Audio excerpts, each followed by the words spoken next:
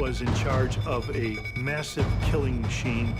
He was responsible for the deaths of 800,000 people. Wiesenthal starts getting on his case. His plan was to smoke him out. They were fiercely loyal to the old Germany, to the Reich. He was an enormous fish for the Germans to bring back. He had trainees, one of whom was Gustav Wagner. He was called the Beast.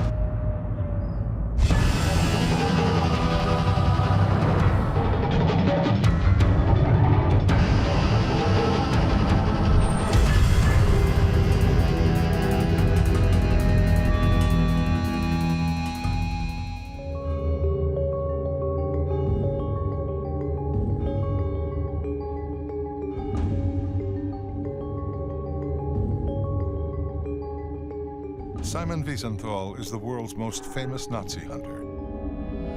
In his office at the Jewish Documentation Center, he keeps files on hundreds of fugitive war criminals. It is solitary work.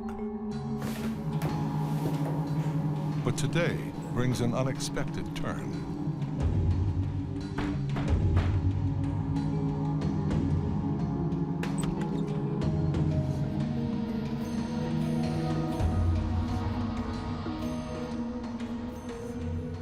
A drunken man turns up at his office and tells him, if you give me $7,000, I will tell you where to find Franz Stangl. Stangl was in charge of a massive killing machine responsible for the death of 800,000 people. That's big-time mass murder. Wiesenthal is intrigued. Franz Stangl is high on his list of wanted war criminals, but he can't help but be suspicious of the unusual offer. Stangl was a monster, but Wiesenthal wanted to make sure that he had a man that he could trust.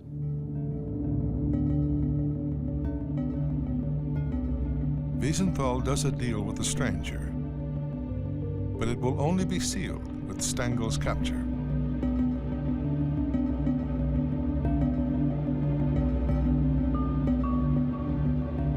He does find out from the man where he's working and his address. Stangl and his family are in Sao Paulo, Brazil. Simon Wiesenthal never sees the mysterious informant again.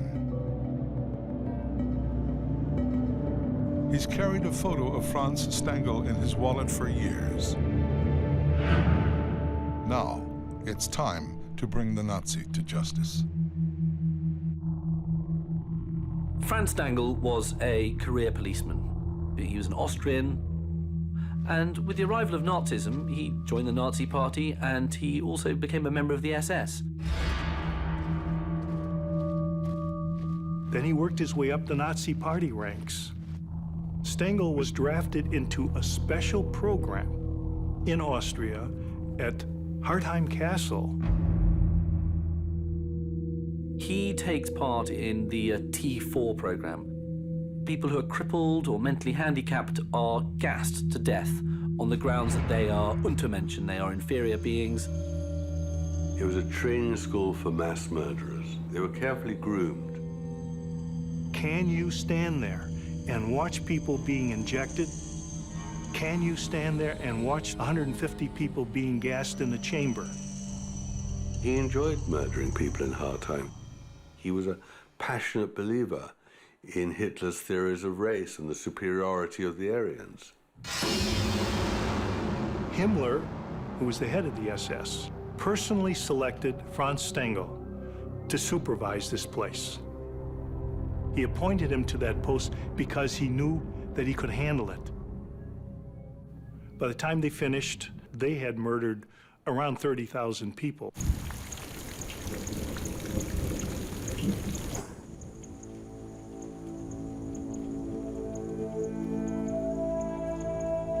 After the war, Franz Stangl found refuge in Brazil.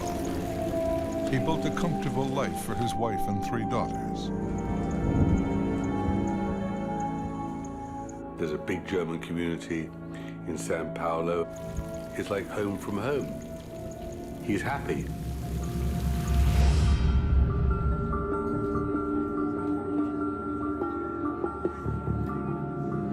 They got their Wurst and their Wiener Schnitzels. They used to celebrate Hitler's birthday, sing old German drinking songs. They were good neighbors, productive members of the community. He worked in a car factory. He started to make quite a bit of money. The war criminal is eventually able to move his family into a spacious new home. And he finally thinks, that's it. I put the old world, all my crimes behind me.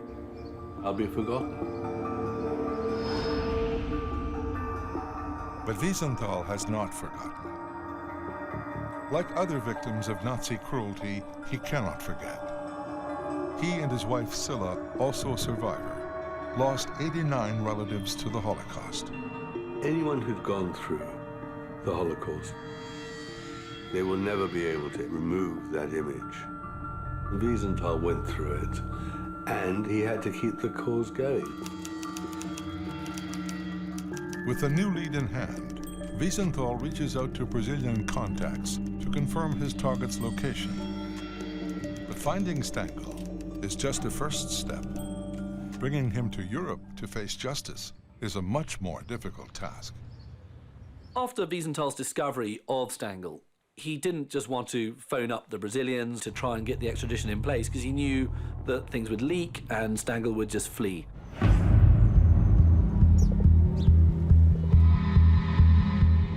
To maintain secrecy, Wiesenthal deals only with a network of trusted contacts. He cannot risk alerting the Nazi sympathizers in Brazil. Every major country in South America had huge pockets of Germans. They were fiercely loyal to the old Germany, to the Reich. Nazi loyalty could jeopardize Wiesenthal's plan. Franz Stangl may have friends willing to protect him, friends ready to do whatever it takes to stop a famous Nazi hunter.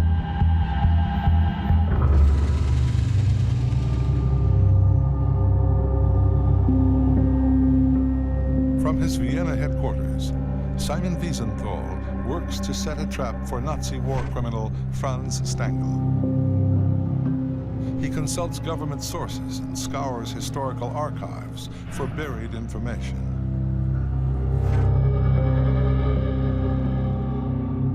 The public had to have one hero keeping the hunt going in the days where everyone was uninterested. And Wiesenthal was that man. 20 years after the war, Wiesenthal is one of the very few people tracking down Nazis. People were sick and tired of war stories. Nazi hunters like Simon Wiesenthal were interested, but I tell you, the rest of the world was not. They were more interested in finding the communist under the bed. Despite the lack of public interest, Wiesenthal continues the hunt. He digs deeper into Stangl's wartime career, a career which took him from one atrocity to the next. He impresses his betters at Schloss Hartheim, and Stangl eventually takes part in the next new Nazi extermination program called Operation Reinhard. Operation Reinhard was the code name for the mass murder of Polish Jews at death camps.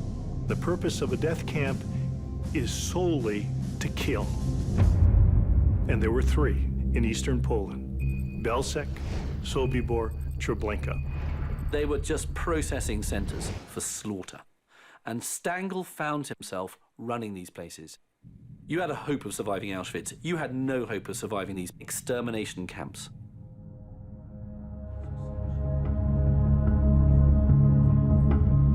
Only a handful of people ever escaped.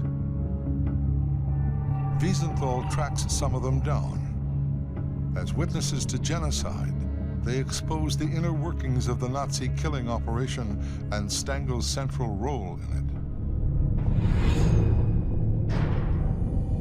the Jews would be packed on trains through the wastelands of that part of Poland. And they'd arrive at this station in the middle of nowhere. And the station would have flowers and a clock and a timetable. If you're a Jew coming off this tortuous, horrid journey from Warsaw, you think maybe there's some normality returning, maybe things aren't too bad. And there would be Franz Stangl. His job was to be in charge of the processing. He dressed to the nines, white coat and white gloves and perfectly pressed pants and polished shoes. Behind the station was the scene of utter horror. They were funneled down a tunnel, they were stripped, and then they were gassed, and then they were burnt. From the whistle to the smoke, 30 minutes. So you'd be arriving at the station, and before the hour was gone, you'd be dead. Wiesenthal promises each survivor that he will never stop hunting the former camp commandant until justice is served.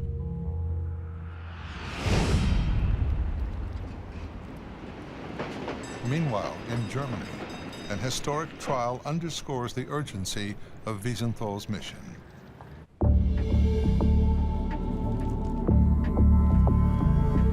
10 former SS men who worked at Treblinka stand accused of war crimes.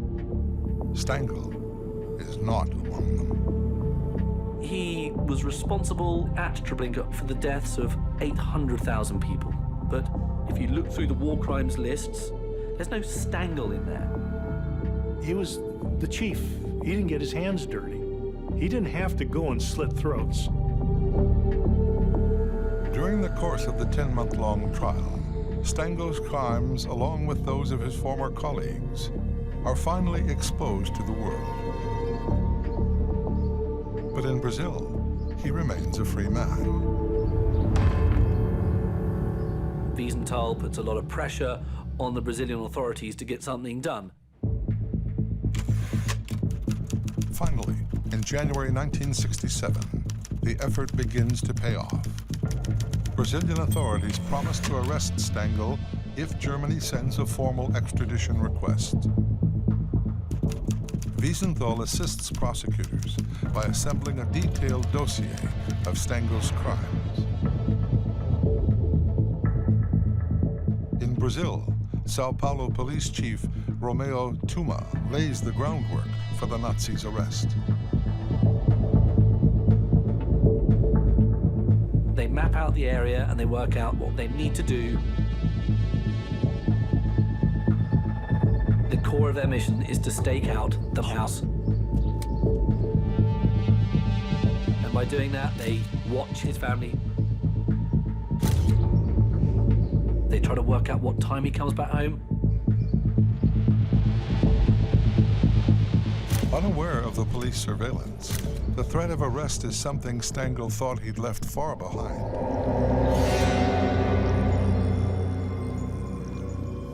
After the war, Stangl spent 2 years in an American POW camp, but the Allies were largely unaware of his horrific crimes. He's interned by the Americans, but they don't know who he is. Stangl knows that there's a noose if he doesn't escape. You like to think that Stangl, had to devise some incredibly cunning means of escaping from the camp, but of course, he basically just walks out. Security around these internment camps is pretty lax. So he made his way through Austria down to the Austrian town of Graz, and with another man, decides to use the Catholic Church as their means of escape. These escape routes were called rat lines, R-A-T, like rats leaving the ship. The most famous rat line was called the Vatican rat line in Rome. And he heard there was an Austrian bishop in Rome by the name of Alois Hudal. Hudal is at the heart of this Nazi escape network. And Hudal welcomes them and says, "I've been expecting you." Hudal says, "Could you fill out a little CV, a little resume of your career during the war?" funnily enough, you can't find the words either Treblinka or Sobibor on them.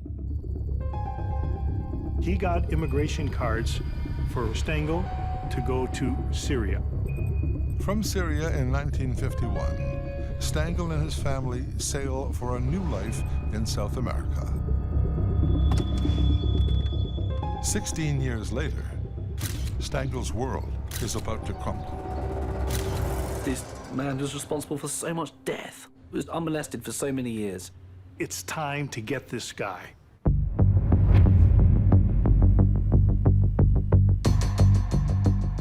February 1967.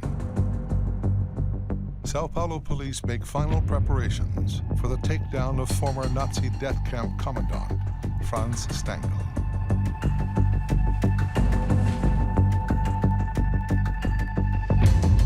Chief Tuma receives the crucial extradition document that greenlights the mission.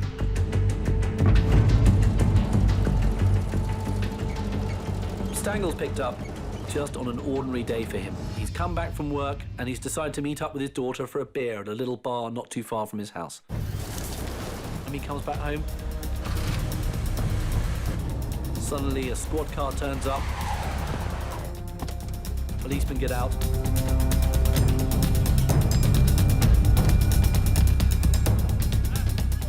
There was just no contest. There was no chance of him escaping. He felt, I'm untouchable. And they literally bundle Stangl into the back of the car while the daughter is screaming. It's a pretty gut-wrenching thing to watch happening to your father.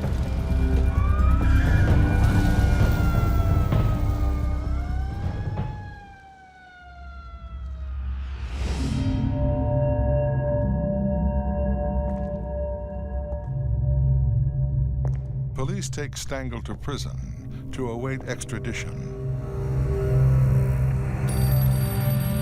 5,000 miles away in Vienna.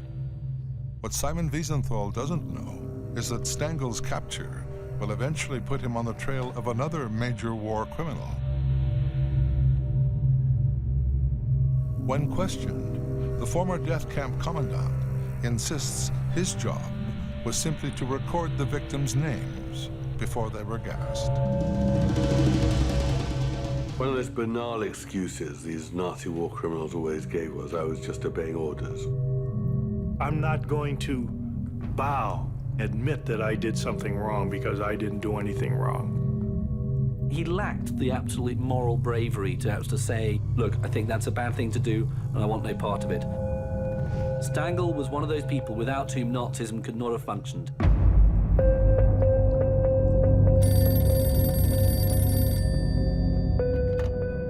Days later, Wiesenthal hears from the mysterious informant. As promised, he honors their agreement. But he never reveals the man's identity. Some people have suggested that in fact it was Stangl's former son-in-law who had actually shot Stangl to Wiesenthal.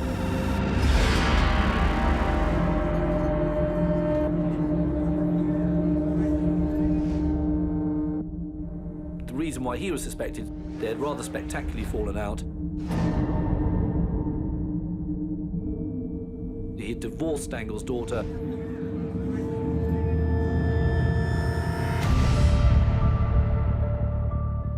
And he thought, well, I'm going to get my revenge. I'll tell you what I'll do, I'll ring Simon Wiesenthal. The Stangl family to this day are convinced it is that man. In June 1967, Franz Stangl arrives in Germany to face charges of genocide. He was an enormous fish for the Germans to bring back.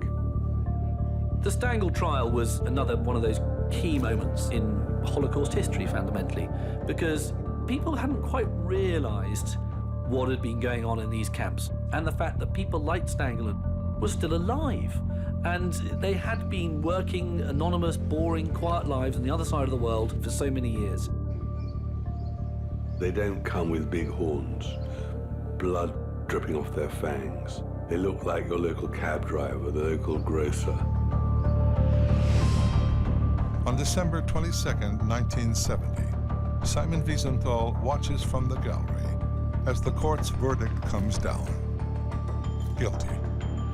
For his role in the murder of 900,000 people, Franz Stangl is sentenced to life in prison.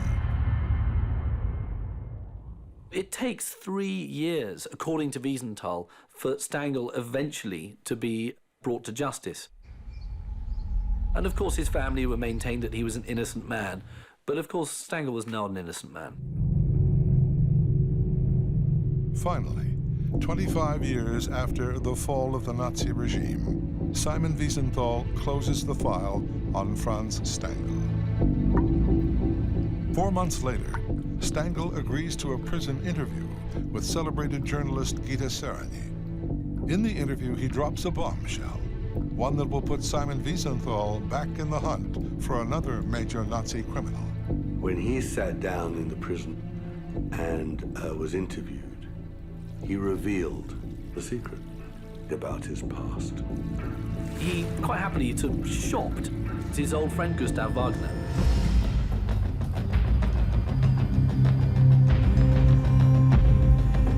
And revealed that he too was living over there in Sao Paulo. You know, such is the SS motto, you know, my honor is loyalty. When these guys are caught and the chips are down, they'll shop each other. At Hartheim Castle Killing Center, Stangl's special skills had made him an excellent teacher.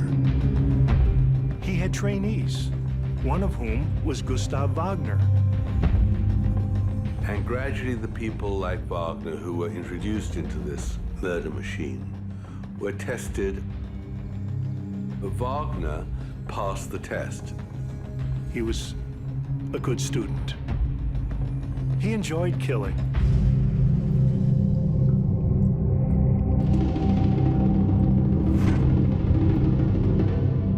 One day after giving up his fellow SS officer, Franz Stangl dies of a heart attack. He lived a good life until he was 63. The guy only spent 1 year in a nice prison in Dusseldorf. After it's revealed that Wagner is actually in Brazil, Wiesenthal starts getting on his case. Gustav Wagner was one of the most vindictive, sadistic mass murderers in the world, who just glorified in playing God. After their posting at Hartheim, both men reported to Sobibor death camp. Stangl was the new commandant, Wagner his deputy.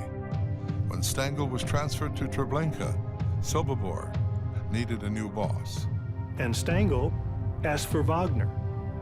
Every camp has this one person that everyone is afraid of, and it was Wagner. He was called the Beast. Because the moment he was seen, you knew that someone was going to die. June 1971. Simon Wiesenthal's new mission is tracking down Nazi war criminal Gustav Wagner in Sao Paulo, Brazil. Wiesenthal knows that Wagner is there, but doesn't know the name under which he's living. And Wiesenthal didn't know where he's living. His contacts in Brazil find a copy of Wagner's first Brazilian passport, but the address listed is long out of date. New leads prove scarce, but the memory of the Nazi and his crimes never fade for Sobibor survivor Thomas Blatt. Wagner was a very tall guy. He was huge, he was strong. Seeing him 200 meters away, I was shaking. He was the biggest killer in Sobibor. He was terrible, very sadistic. I was beaten so many times for him. His greatest trick was to be able to shoot a father and son with one bullet, force the father and son to lean their heads together. He found a woman who smuggled her baby into a knapsack into the camp. He brought the baby and mother outside, made the mother kneel, and he shot the baby first. I'm sorry. I'm sorry. And then he shot her. He had successfully murdered over 200,000 people. Like his mentor Franz Stangl, Wagner eluded the Allies after the war. He returned home to Austria. He was still there when Stangl came looking for the rat line. Stangl was walking through there. Suddenly there's a kind of a wolf whistle or a whistle from a building site, and it's, "Hi, Franz." And who is it? It's his old friend Gustav Wagner.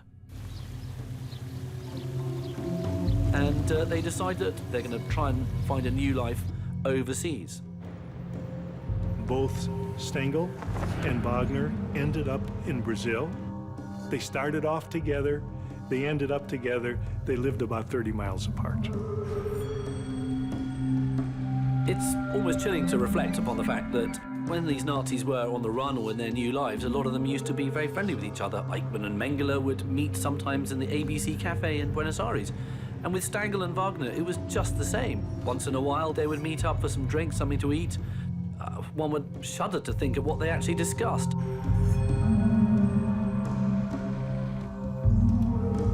He just becomes part of the German community in the hills outside Sao Paulo. He marries a local woman who's got children till the woman dies, and he is then left alone.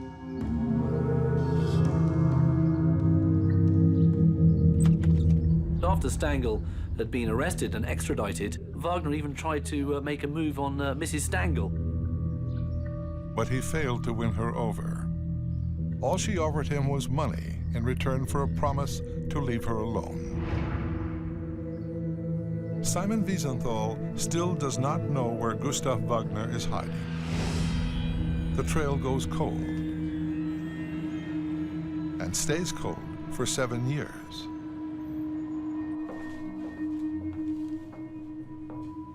Finally, Wiesenthal stumbles upon a potential new lead, a newspaper article describing a strange celebration at a hotel in Brazil, a birthday party for Hitler. Might a loyal Nazi like Gustav Wagner have been on the guest list? Wiesenthal tracks down the journalists behind the story.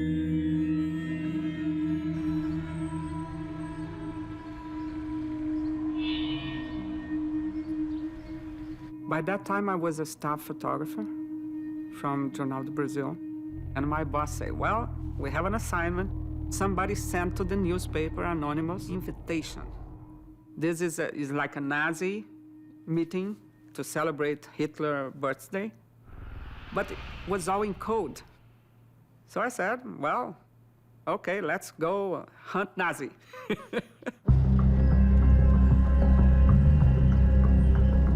Brito teams up with a reporter from the paper. The reporter's husband offers to drive. And we drove hours and hours and hours, and we couldn't find a thing, a person, not even a cow.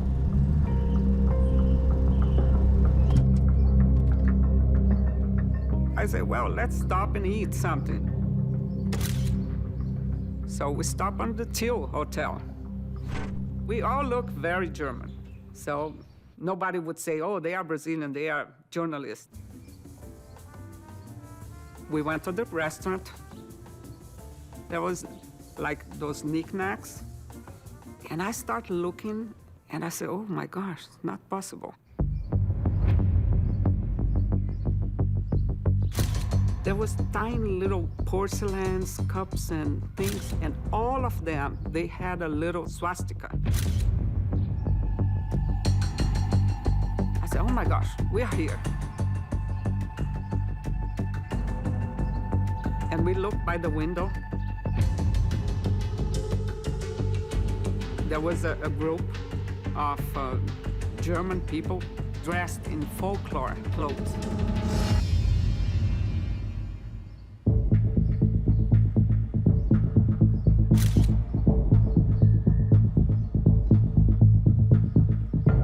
We went to this area on the back where they were. I tried to put the writer and the husband in an angle that I would look like I was taking their picture, but actually I was focusing the group.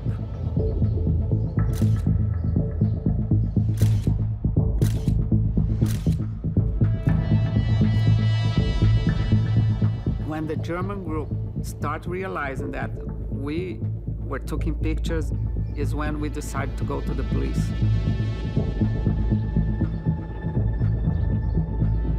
It was a scary moment. By the time the police arrive, the celebration is over. Only a few of the partygoers remain. I remember the police asking this Nazi for the passport to see if he got in legally. It starts an argument between the police and the owner of the hotel. The angry hotel guest is defiant. Police decide to search his room. And I remember the police in his room and opened a bedside table, and there was a gun there, fully loaded, plus a box of munitions. So he was not here for fun. When the police found the gun, the man was out of his mind. The owner of the hotel was screaming. He started running after us.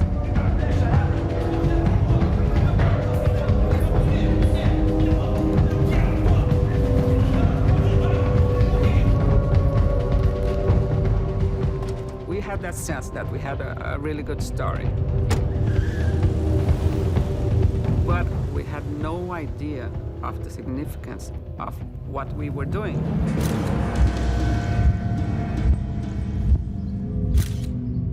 Brazilian journalists have stumbled upon a bizarre birthday party for Hitler. The extraordinary pictures are shown around the world.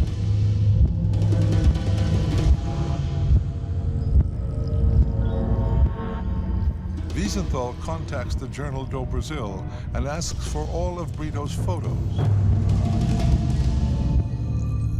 But when he searches through them, Gustav Wagner's face is absent. But Wiesenthal, determined as ever, devises a new plan.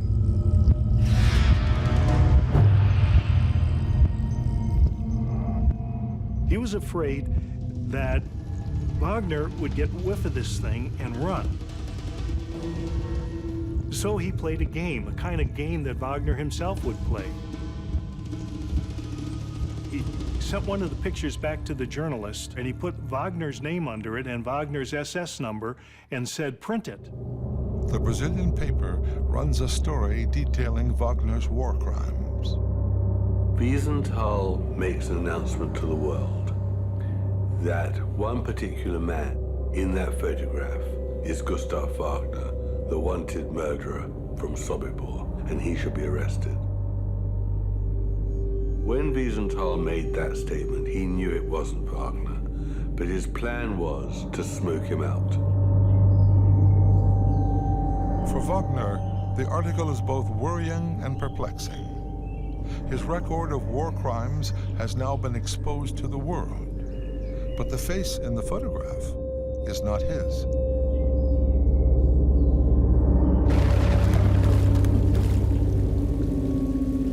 There is some discussion among scholars, and a few days later, this German that was identified as Wagner was murdered. Nobody knows by whom.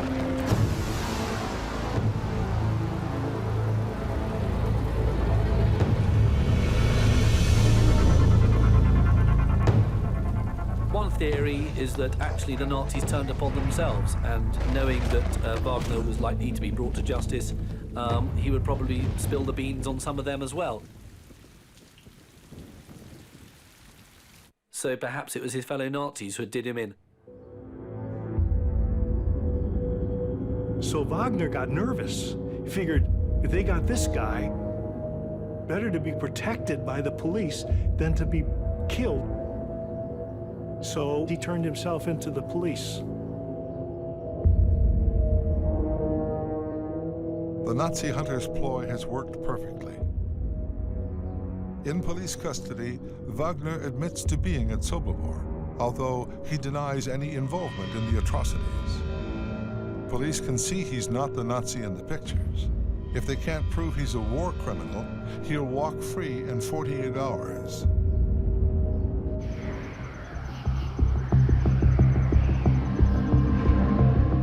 But then, a remarkable coincidence changes everything. A coincidence involving one of the few survivors of Sobibor, Shlomo Smajner.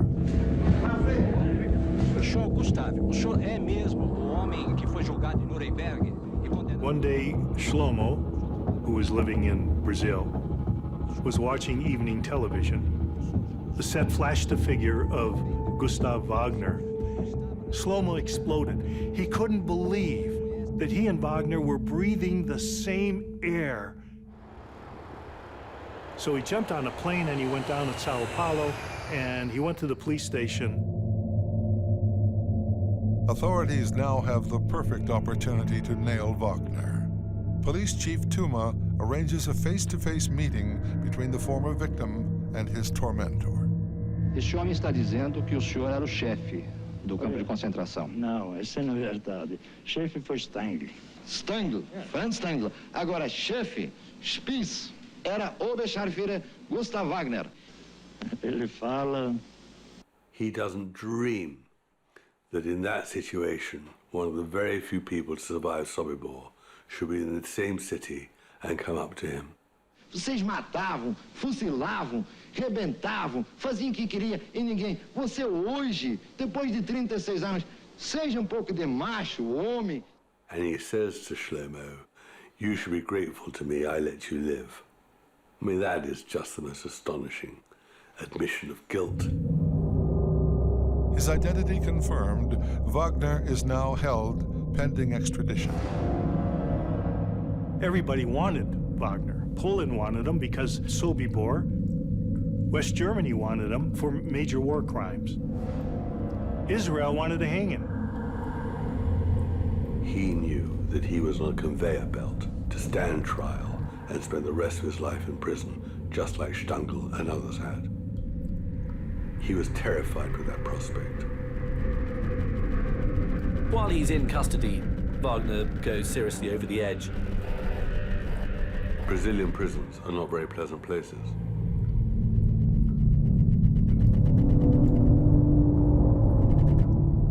Two weeks into his incarceration, Wagner attempts suicide by smashing his reading glasses and eating the broken glass.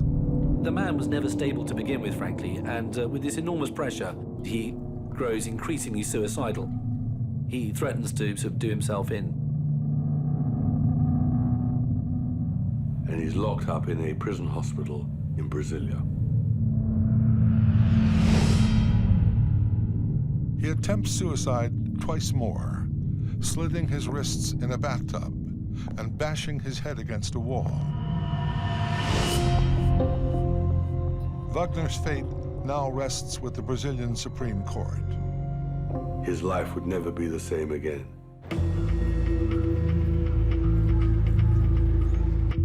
It's been 35 years since Gustav Wagner's brutal reign of terror at the Sobibor death camp.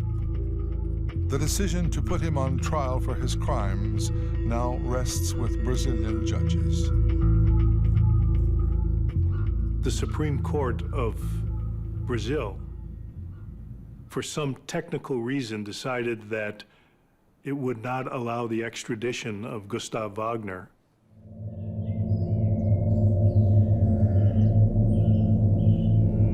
And the Brazilians released Wagner to go back home. The shocking decision is condemned around the world. There was no legal reason why they shouldn't extradite Wagner. The evidence against Wagner was just as overwhelming as against Stangl. But there was no real future for him anymore in Brazil. He knew that whatever happened now that he had been exposed, people would hunt him down. Whether it was Wiesenthal or the survivors. And the next thing we know, he's dead. He's found with supposedly self-inflicted knife wounds. His family said he was stabbed in the chest, and it was suicide. Now, there are a lot of people think that actually he was the victim of a murder. It's pretty hard to sort of stab yourself to death in the way he had done. One theory about how Wagner was killed was that maybe it had been a vengeful survivor who had done so, maybe someone who had survived Sobibor, tracked him down, and actually murdered him. And I interviewed Shlomo, and I asked him about Wagner. And he looked at me with his sly smile, and he said, he committed suicide by stabbing himself in the chest, and he laughed. I would like to kill him, but I wouldn't do it because I would go to jail. First of all, my family would be ruined. So different things for consideration. If I would be alone, probably I would.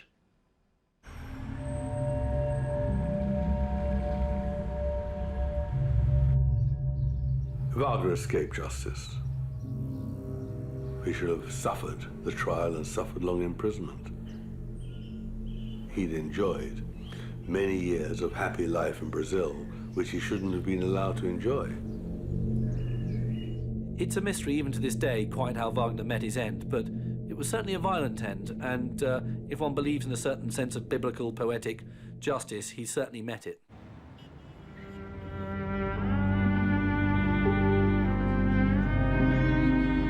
Simon Wiesenthal, history's most famous Nazi hunter, claims responsibility for bringing hundreds of Nazis to justice.